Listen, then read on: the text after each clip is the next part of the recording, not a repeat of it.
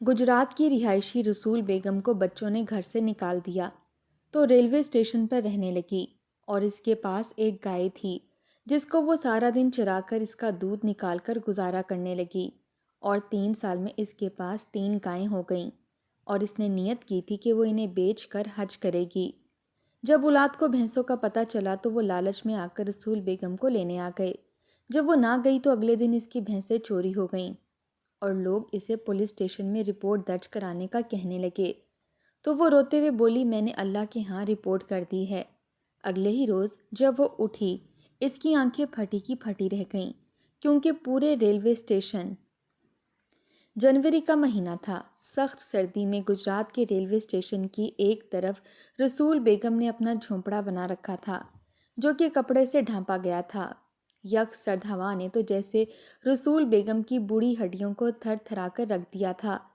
جب سردی کی شدت بڑھی تو وہ کانپ کر اٹھ بیٹھی، دونوں ہونٹ بری طرح سے کپ کپا رہے تھے، چارپائی پر لیٹے لیٹے وہ بری طرح سے کانپ رہی تھی، جگہ جگہ سے پھٹی ہوئی رضائی اس کی سردی کو کم کرنے میں ناکام تھی۔ سونے کی کوشش کر رہی تھی کہ یکدم اسے خیال آیا، اس خیال نے اسے اٹھا کر بٹھا دیا کہ وہ حواس باختہ سی ہو گئی، کہنے لگی ہائے میری تینوں بھینسیں سردی سے کہیں مر نہ جائیں، اس لیے جلدی سے رضائی کو پیچھے کیا، جگہ جگہ سے پھٹے کپڑے اسے مزید ٹھر ٹھرانے پر مجبور کرنے لگے، لیکن اپنی بھینسوں کی اسے بے حد فکر تھی۔ اپنی پھٹی رضائی کو ہاتھوں میں لیے وہ دھیرے دھیرے چلتے ہوئے جھونپڑے کی ایک جانب آئی جہاں تینوں بھینسیں آپس میں جڑ کر بیٹھی تھیں، سردی کے مارے کپ کپا رہی تھیں۔ اس نے اپنی بھینسوں پر وہ رضائی دے دی۔ وہ بھینسیں بڑی تشکر بھری نظروں سے رسول بیگم کو دیکھنے لگیں۔ بھینسوں کو تو اس نے اپنی رضائی دے دی تھی، لیکن خود کانپنے لگی تھی۔ 55 کے لگ بھگ رسول بیگم کی عمر تھی، کمر بڑھاپے کی وجہ سے جھکی ہوئی تھی، لیکن آ کر اپنے بستر پر لیٹ گئی۔ نیچے بچھا بستر اس نے اوپر لے لیا تھا، چارپائی بھی اتنی ڈھیلی تھی کہ وہ بیچ میں گھس گئی تھی۔ پوری رات رسول بیگم کانپتی رہی تھی، ایک لمحے کو بھی اس کی آنکھ نہ لگی، لیکن دل میں جذبہ ایمانی اس قدر بلند تھا کہ سب کچھ سہ رہی تھی۔ کہتی تھی کہ اس سال تینوں بھینسوں کو بیچ کر پیسے اکٹھے کروں گی اور اللہ کا گھر دیکھنے جاؤں گی، حج کی ادائیگی کروں گی، پھر چاہے موت آ جائے کوئی پرواہ نہیں۔ رسول بیگم کو اپنی گزشتہ زندگی یاد آنے لگی۔ بچپن سے جوانی اور جوانی سے بڑھاپا صرف مشقتیں ہی کاٹی تھیں اس عورت نے، کوئی لمحہ ایسا نہ تھا جس میں اس کو مکمل خوشی نصیب ہوئی ہو۔ چھوٹی سی تھی جب اپنے گھر میں باندھی گائیں بھینسیں بڑے شوق سے سنبھالتی تھی، اپنی ماں کے ساتھ لگ کر گائیں کے گوبر کے آپلے اٹھاتی، اس کو دیواروں پر لگا دیتی۔ یہ سب کام کرتے ہوئے اس نے جوانی کی دہلیز پر جیسے ہی قدم رکھا تو اس کے والد نے اس کی شادی کر دی۔ سسرال کا ماحول بھی اسے ایسا ہی ملا تھا، گھر کے کام کاج کے ساتھ وہ گائیں بھینس کا بھی بہت خیال رکھتی تھی۔ اس کے شوہر نے جب اسے اس کی خواہش پوچھی کہ تم بتاؤ تمہیں کیا پسند ہے، میں تمہیں وہی چیز لا کر دوں گا۔ نئی نئی شادی ہوئی تھی، اس لیے شوہر نے سمجھا کہ شاید وہ کانچ کی چوڑیاں یا بالوں کے لیے پراندھا مانگ لے گی اور وہ اسے لا دے گا تو خوش ہو جائے گی، لیکن جو بات رسول بیگم نے کہی وہ سن کر اس کا شوہر پہلو بدل کر رہ گیا تھا۔ کہنے لگی مجھے حج کا شوق ہے، نور محمد مجھے حج کروا دے۔ رسول بیگم کا شوہر نور محمد کہنے لگا کہ تو جانتی ہے کہ میرا اتنا کام نہیں کہ میں حج کروا سکوں، ہاں لیکن تجھے میں روز کا خرچہ دوں گا، تو جمع کر لینا، آگے جیسے تیرے اور میرے رب سونے کی مرضی، وہ ہماری نیتوں کو ہم سے بہتر جانتا ہے۔ رسول بیگم کہنے لگی کہ پھر تو سالوں لگ جائیں گے، نور محمد کہیں میں بوڑھی ہی نہ ہو جاؤں۔ یہ سن کر نور محمد ہنسنے لگا، کہنے لگا میں تجھے بتاتا ہوں، تو پیسے جوڑ اور اسے ایک بھینس خرید لے، اور اس بھینس پر خوب محنت کریں گے، جب وہ اچھی صحت مند ہو جائے گی پھر اسے اچھی قیمت میں بیچ دینا، تمہیں اچھے خاصے پیسے مل جائیں گے جس سے حج ہو جائے گا۔ یہ سن کر وہ بہت خوش ہوئی، لیکن انہی دنوں وہ امید سے ہو گئی۔ اس کے باوجود اس نے پیسے جمع کر کے ایک بھینس خریدی۔ جیسے جیسے اس کے وجود میں بچے نے پرورش پائی، ایسے ایسے گائیں نے بھی پائی تھی۔ اس نے بچے کے ساتھ ساتھ گائیں کا بھی بڑا خیال رکھا۔ بچے کی ولادت کے بعد بھی وہ گائیں کا بہت خیال رکھتی رہی، لیکن بڑا بیٹا بہت کمزور پیدا ہوا تھا۔ ایک بار اسے نمونیا ہو گیا اور گاؤں میں کسی کے پاس علاج نہ تھا۔ نور محمد بے حد پریشان ہو گیا، تو پھر رسول بیگم نے بڑے بیٹے کی خاطر وہ بھینس بیچ کر پیسہ لیا اور دونوں میاں بیوی بچے کو شہر لے گئے اور بچے کا علاج کروایا۔ اس کا بیٹا تو بھلا چنگا ہو گیا لیکن پیسے سارے ختم ہو گئے تھے۔ رسول بیگم کی تو پھر سے محنت اور کوشش جاری ہو گئی اور پھر سے پیسے جوڑنے لگی۔ وقت یوں ہی گزرنے لگا، وہ پیسے جمع کرتی، بھینسیں پالتی، اور جب اسے بیچ کر حج کے لیے جانے کا وقت آتا تو کوئی نہ کوئی مسئلہ کھڑا ہو جاتا، کبھی بیٹی کا جہیز تو کبھی بیٹے کی شادی۔ ایسا کر کر کے وہ بھینس بیچ دیتی اور دوبارہ سے محنت مشقت میں لگ جاتی۔ تمام بچوں کی فرائض ادا کرتے کرتے رسول بیگم کی عمر 50 سال تک پہنچ گئی تھی کہ اس کا شوہر نور محمد بھی اس کا ساتھ چھوڑ گیا۔ اس دن تو بیگم پھوٹ پھوٹ کر روئی تھی، کہنے لگی، نور محمد، مجھے کیوں اکیلا چھوڑ گئے ہو؟ تم نے تو مجھ سے وعدہ کیا تھا کہ دونوں میاں بیوی حج کرنے جائیں گے، تم بنا حج کیے کیوں اللہ کے پاس چلے گئے؟ اسے لگا تھا کہ شوہر کے جاتے ہی بیٹے سے سنبھال لیں گے، لیکن اس معاملے میں وہ خوش نصیب نہ نکلی۔ بیٹوں کے رویے آہستہ آہستہ رسول بیگم سے بدلنے لگے۔ پہلے تو رسول بیگم کی چارپائی ایک فالتو کمرے میں بچھا دی گئی جہاں پر گھر کا کاڑ کباڑ رکھا تھا، وہیں اس کی پرانی سی چارپائی جو کہ کافی ڈھیلی ہو چکی تھی اس کے بیٹوں نے بچھا دی۔ کہنے لگے، اماں تو ایک بوڑھی جان ہے، اتنا بڑا کمرہ تو کیا کرے گی؟ ہمارے بچے اب ایک کمرے میں نہیں سوتے، ہمارا گزارا مشکل ہے، اس لیے تیرا بڑا کمرہ بچوں کو دے دیں گے۔ تینوں بیٹوں کے دو دو بچے تھے۔ رسول بیگم نے اس بات پر بھی کوئی اعتراض نہ کیا، لیکن اس کے بعد بہو نے تو اسے ناشتہ کھانا پانی بھی دینا چھوڑ دیا۔ کہنے لگی، ہٹی کٹی عورت ہے تو، اپنا بوجھ خود اٹھا۔ رسول بیگم نے بھینسیں پال رکھی تھیں لیکن اس کا دودھ نکال کر بہویں استعمال کرنے لگیں۔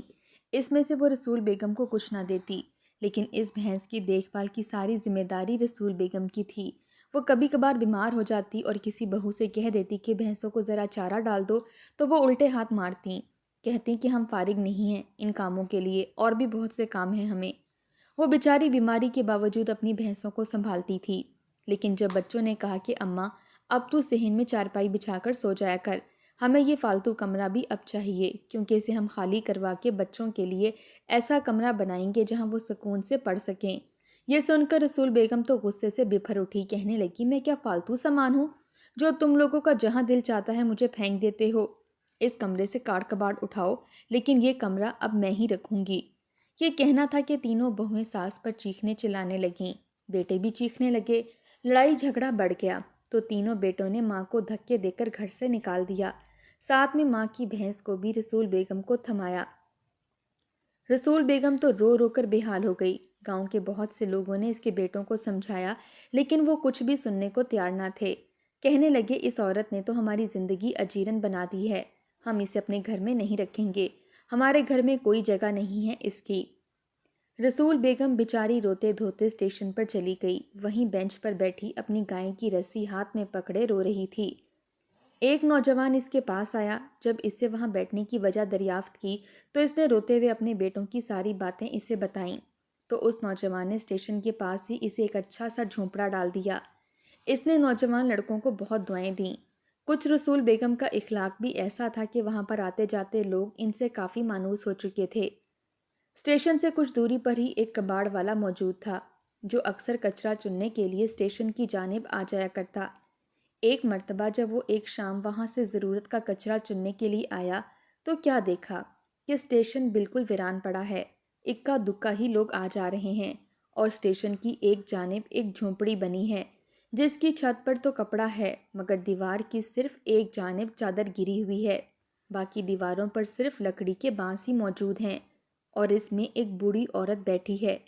نہ ہی اس جھونپڑی میں کوئی چارپائی تھی اور نہ ہی وہاں پر کوئی ضرورت کا سامان تھا۔ وہ اکثر رسول بیگم کو وہاں پر اپنی بھینسیں چراتے ہوئے دیکھتا تھا۔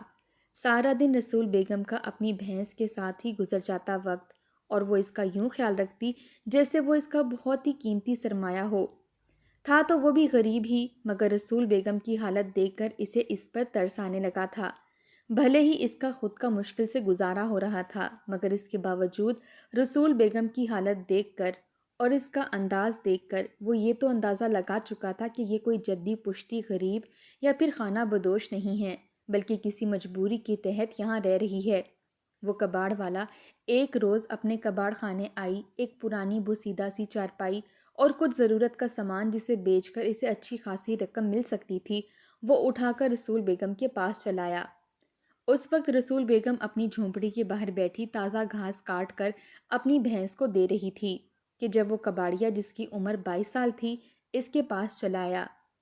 رسول بیگم نے لڑکے کو دیکھا تو حیرت سے اس کے پاس موجود سامان دیکھنے لگی، تو وہ لڑکا کہنے لگا کہ اماں جی آپ یہ سامان اپنے پاس رکھ لیں، یہ سب میں آپ کے لیے لایا ہوں۔ یہ سن کر رسول بیگم کی آنکھیں اشک بار ہو چکی تھیں۔ اس نے اس لڑکے کا شکریہ ادا کیا اور پھر اس سے وہ سارا سامان لے لیا۔ اس کی آنکھوں میں آنسو اس وجہ سے بھی آ جایا کرتے تھے کہ غیر لوگ اس کا اخلاق اور اس کی غربت دیکھ کر اس کا ساتھ دینے کے لیے تیار تھے۔ اکثر اسٹیشن پر اترنے والے لوگ اس کی مالی مدد بھی کر دیا کرتے اور بدلے میں رسول بیگم سے ڈھیروں دعائیں لیا کرتے، مگر اس کی ہی اولاد تھی، 3 بیٹے ہونے کے باوجود وہ جھونپڑے میں رہ رہی تھی اور کسی بیٹے نے پلٹ کر یہ دیکھنے کی بھی کوشش نہیں کی تھی کہ ان کی اماں کہاں گئی ہے۔ خیر یوں ہی وقت گزرتا گیا اور اس بھینس نے 2 بچوں کو جنم دیا۔ یہ دیکھ کر تو رسول بیگم کی خوشی کی کوئی انتہا نہ رہی، اس کی آنکھوں میں آنسو آ چکے تھے۔ وہ خوشی سے وہاں پر آنے والے ہر شخص کو بتا رہی تھی کہ میری بھینس نے بچے دیے ہیں، یہ بھینس نہیں بلکہ میری ٹکٹ ہیں۔ کچھ لوگ تو اسے ذرا پاگل سمجھتے تھے، یہی سمجھتے تھے کہ شاید رسول بیگم کا ذہنی توازن وقت کے ساتھ ساتھ بگڑتا چلا جا رہا ہے، کیونکہ ہر وقت اس کی زبان سے یہی باتیں نکلتی تھیں کہ یہ بھینسیں نہیں میرے ٹکٹ ہیں۔ آخر ایک مرتبہ اس سے کسی نے پوچھ ہی لیا کہ یہ کیسے ٹکٹ ہیں، تم ان بھینسوں کو ٹکٹ کیسے کہہ سکتی ہو؟ یہ سن کر رسول بیگم کہنے لگی کہ تم نہیں سمجھو گے، میرے شوہر نے مجھے کہا تھا کہ تم بھینسوں کو پال پوس کر بیچنا، تمہیں جو پیسے ملیں گے اسے حج کرنے کے لیے اللہ کے گھر چلی جانا، تبھی تو میں کہتی ہوں کہ یہ بھینسیں نہیں بلکہ میرے حج کا ٹکٹ ہے، ٹکٹ۔ یہ سن کر تو لوگ اس سے متاثر ہوئے بغیر نہیں رہتے تھے۔ وہ نہ کسی سے فالتو بات کرتی تھی اور نہ ہی اپنے دکھڑے روتی تھی، بلکہ ہمیشہ چہرے پر مسکراہٹ سجائے ہر ایک سے بڑی شگفتگی سے پیش آتی تھی۔ آج تک کسی نے رسول بیگم کو اپنے لیے جوخم اٹھاتے یا کام کرتے نہیں دیکھا تھا۔ سارا دن وہ اپنی بھینسوں کے خیال میں لگی رہتی، ایک بھینس اور اب اس کے بچڑوں کو وہ سنبھالتی رہتی، کبھی تازہ گھاس لا کر دیتی تو کبھی کوئی خاص جڑی بوٹی دور سے توڑ کر لاتی اور انہیں دیتی، اور پھر بھینس کا دودھ بیچ کر ہی وہ اپنا گزارا کر رہی تھی۔ نہ جانے کیسی برکت تھی کہ بڑے بڑے زمینداروں اور جگیرداروں کی بھینسیں بھی اس قدر صحت مند نہ ہو پاتی تھیں جتنی صحت مند اور قابل دید بھینسیں رسول بیگم کی تھیں۔ ایک مرتبہ اسی گاؤں کا چودھری اسٹیشن پر چلا آیا۔ جب اسے رسول بیگم کی بھینسیں وہاں پر گھاس چرتی ہوئی نظر آئیں، ایسی صحت مند بھینسیں چودھری نے تو عام طور پر کسی کے پاس بھی نہیں دیکھی تھیں۔ پاس کھڑا شخص کہنے لگا کہ یہ بھینسیں رسول بیگم نامی عورت کی ہی ہیں جو یہیں ایک جھونپڑی میں رہتی ہے۔ یہ سن کر چودھری کے من میں لالچ آیا تھا، وہ چلتا ہوا اس جھونپڑی کے پاس آیا جہاں پر رسول بیگم رہتی تھیں۔ رسول بیگم نے جھونپڑی کے باہر لوگوں کی آواز سنی تو فوراً چہرہ چھپائے باہر نکل آئی، دیکھا تو سامنے گاؤں کا چودھری کھڑا تھا۔ کہنے لگا یہ بھینسیں آپ کی ہیں؟ تو رسول بیگم نے فوراً ہاں میں سر ہلایا۔ وہ بڑی ہی ہچکچا رہی تھی کیونکہ سامنے گاؤں کا چودھری کہنے لگا بڑی ہی اچھی بھینسیں ہیں، اگر تم چاہو تو میں تمہیں ان کا معاوضہ دے سکتا ہوں، تم اس جھونپڑی سے نکل کر پکے گھر میں رہ سکتی ہو۔ یہ سن کر رسول بیگم نے ایک نظر چودھری پر ڈالی۔ چودھری فوراً اپنے ماتھے پر بل ڈال کر کہنے لگا میں چاہتا ہوں کہ تم یہ بھینسیں میرے ڈیرے پر چھوڑ دو، میرا اپنا کاروبار ہے، میں دودھ بیچتا ہوں، تمہاری بھینسوں کو بھی اپنے پاس رکھ کر اچھا کھلاؤں گا پلاؤں گا، ان کا دودھ بیچوں گا، جو بھی معاوضہ ہوا وہ میں تمہیں دوں گا، اس طرح تمہاری بھینسیں تمہیں مالا مال کر سکتی ہیں۔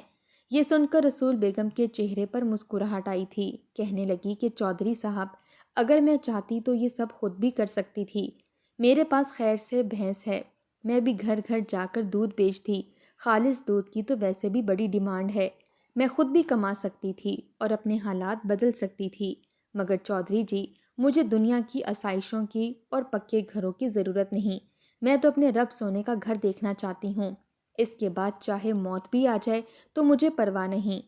اتنا کہہ کے رسول بیگم ایک مرتبہ پھر اپنی بھینسوں کی رکھوالی میں لگ چکی تھی، جبکہ چودھری تو اس عورت کی نیت دیکھ کر ہی وہاں سے پلٹ کر چلا گیا۔ وہیں دوسری جانب رسول بیگم کے تینوں بیٹے، اب تو ان کو وہ گھر بھی تنگ لگنے لگا تھا، کیونکہ جیسے جیسے بچے بڑے ہو رہے تھے بچے آپس میں بہت لڑائی جھگڑا کرنے لگے تھے، نہ صرف بچے بلکہ بچوں کی وجہ سے مائیں بھی آپس میں لڑنے لگی تھیں۔ گھر کا سکون تو جیسے برباد ہو کر رہ چکا تھا۔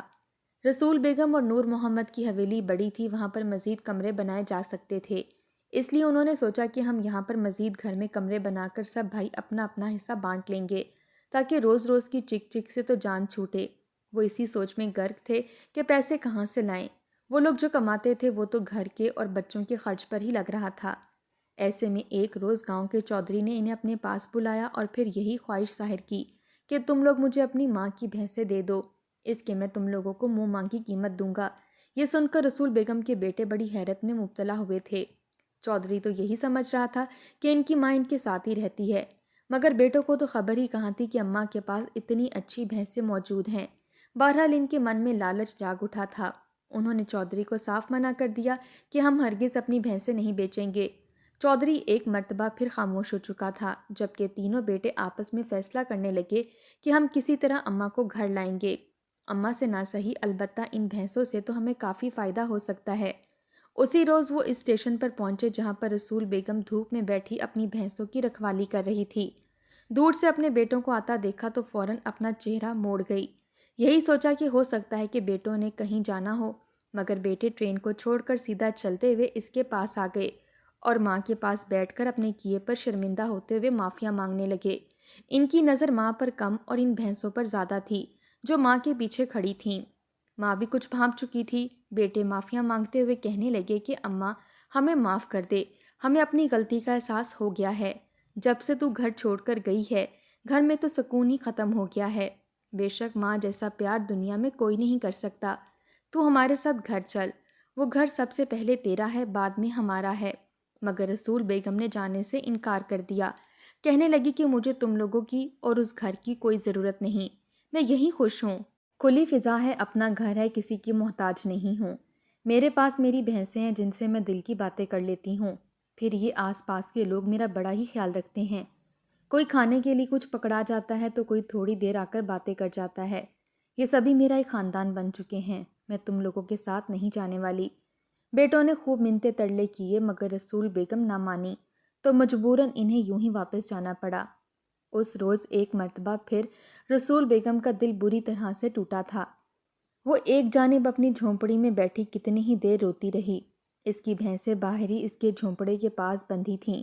اسے پہلے اپنا شوہر یاد آتا رہا، پھر اپنے بیٹوں کی بے وفائی۔ اکیلی عورت تھی مگر مر بھی جاتی تو کون تھا جو اسے دفناتا؟ سگی اولاد تو شاید جنازے کو کندھا دینے تک بھی نہ پہنچتی۔ خیر تو پھر غیر تھے۔ یہی سوچ کر روتے دھوتے رات کی کسی پہر اس کی آنکھ لگ گئی۔ صبح جب اٹھی تو اسے اپنی بھینسوں کے بولنے کی آوازیں نہیں آ رہی تھیں۔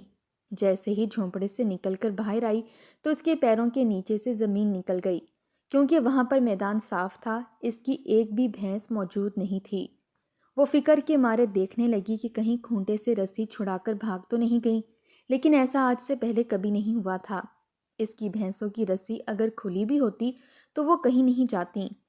رسول بیگم سے بڑی ہی وفادار تھیں۔ وہ ہانپتے ہوئے اپنی بھینسوں کو ادھر ادھر ڈھونڈنے لگی، یہاں تک کہ پورا اسٹیشن چھان مارا، مگر اس کی بھینسیں کہیں نہیں تھیں۔ وہ تو پھوٹ پھوٹ کر رونے لگی۔ اسے روتا دیکھ کر اسٹیشن پر موجود لوگ اس کی جانب آنے لگے۔ وہ روتے ہوئے سب کو بھینس کا بتانے لگی تو ہر کوئی رسول بیگم کے ساتھ تڑپ اٹھا تھا۔ سبھی اس کی بھینسوں کو ڈھونڈنے لگے، یہاں تک کہ مسجدوں میں اعلان بھی کروا دیا، مگر اس کی بھینسیں کہیں نہیں ملی تھیں۔ کچھ لوگ اس کے پاس آئے اور کہنے لگے کہ اماں تم پولیس اسٹیشن میں رپورٹ درج کرواؤ، ہو سکتا ہے تمہاری بھینسیں مل جائیں، چور پکڑے جائیں۔ مگر رسول بیگم روتے ہوئے کہنے لگی کہ نہیں، میں نے اپنی رپورٹ اللہ کی بارگاہ میں درج کروا دی ہے۔ یہ میرے حج کے ٹکٹ تھے، میری بھینسیں نہیں چوری ہوئیں، بلکہ میرے حج کا ٹکٹ چوری ہوا ہے۔ بس میرا رب مجھے میرا ٹکٹ دے گا۔ رسول بیگم کی یہ خبر اس قدر پھیلی کہ لوگ دور دور سے اس جانب آنے لگے۔ ہر کوئی اسی کوشش میں لگا تھا کہ کسی طرح رسول بیگم کی بھینسیں مل جائیں۔ رسول بیگم کو تو اپنی زندگی خالی لگنے لگی تھی۔ وہ اپنی جھونپڑی میں بیٹھی رو رو کر اپنی حالت بگاڑ چکی تھی۔ اسے تو لگا تھا کہ شاید اب اس کی موت قریب ہے، وہ مر کر ہی اپنے رب سے ملے گی۔ خانہ کعبہ دیکھنا تو جیسے اس کے نصیب میں ہی نہ تھا۔ مگر اگلی صبح جب وہ اٹھی تو اس کے ہوش اڑے تھے۔ اس کی جھونپڑی کے باہر کئی بڑے لوگ بیٹھے رسول بیگم کے اٹھنے کا انتظار کر رہے تھے۔ رسول بیگم بکھلائی ہوئی باہر آئی اور کہنے لگی، کیا میری بھینسیں مل گئی ہیں؟ کیا تم لوگ میری بھینسوں کا پتہ لے کر آئے ہو؟